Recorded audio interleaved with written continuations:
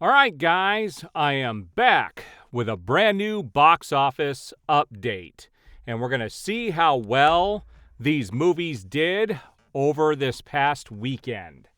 So you can see that this information was updated through Sunday, August 6th. So they don't have the Monday numbers yet, but through the weekend.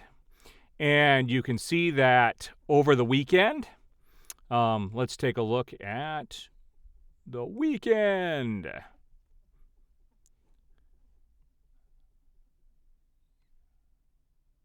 All right.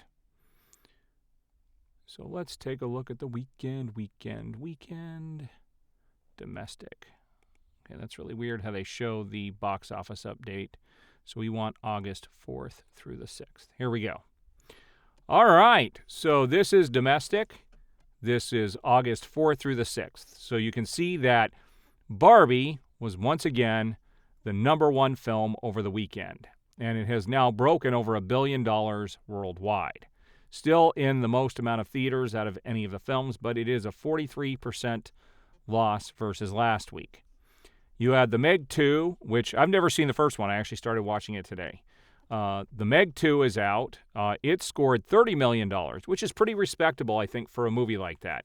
It's one of those things that I don't think is mainstream, and it did bring in $30 million for Warner Brothers. You have Oppenheimer, which is holding on strong.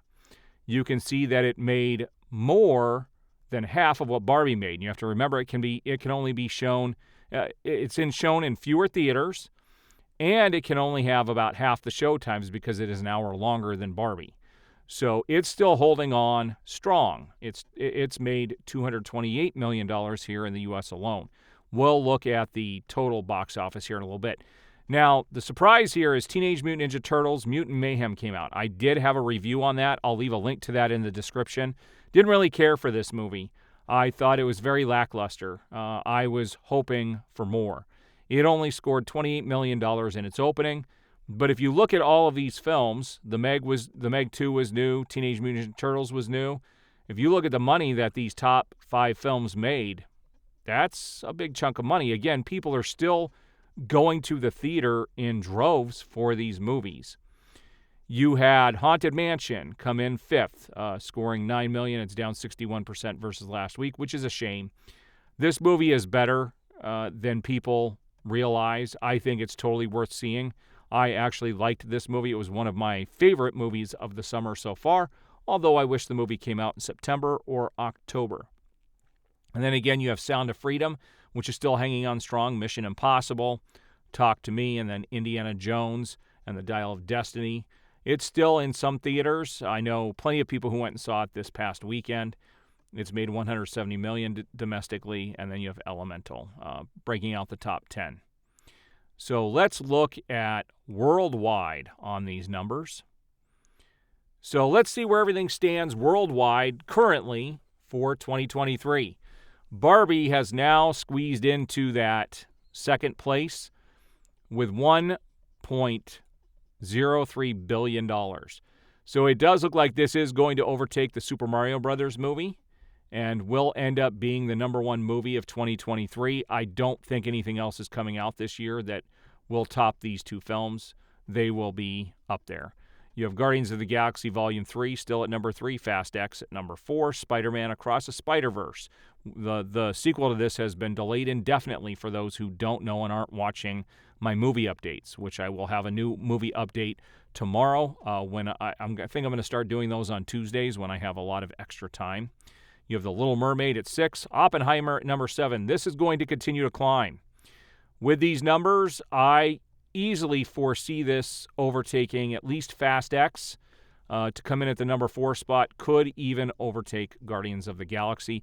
And you have to remember that's a monumental feat by a movie that is over 3 hours long. There's no other movies in this list that are as long as Oppenheimer. You have Mission Impossible is still crawling up the ladder at number 8.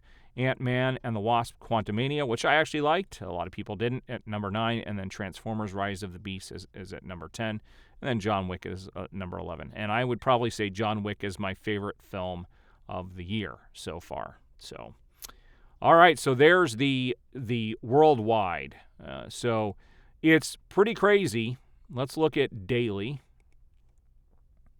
And so you got August 6th, which was yesterday. So Sunday, the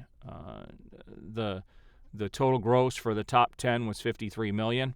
So if you take in the 4th, the 5th, and the 6th, look at these numbers. That is over 100. So that's about 160, that's over $170 million over the weekend. That's a lot of money over the weekend. Because if you look at the previous weekend, Friday, Saturday, and Sunday, it's up there as well. Like, people are going to the movies right now. It's pretty phenomenal. We're having a resurgence of people wanting to go in to see these films. I just wish that Mission Impossible was doing better. That's the one film. That and Haunted Mansion, I really think, should be doing better than they actually are. Haunted Mansion doesn't even make this list as, the top film, the number one release for that day or that week, which is unfortunate. All right, so there are the numbers for the week. We have Barbie staying strong. We have, Oppenheimer staying strong. You've got the new ones, the Meg 2, and you have the newest other film, the Turtles movie, which really didn't do all that well. All right, so what do you guys think about these box office numbers? We've had 3 incredible weekends in a row, which is good for Hollywood. It's good for everybody. It's just good for the industry as a whole.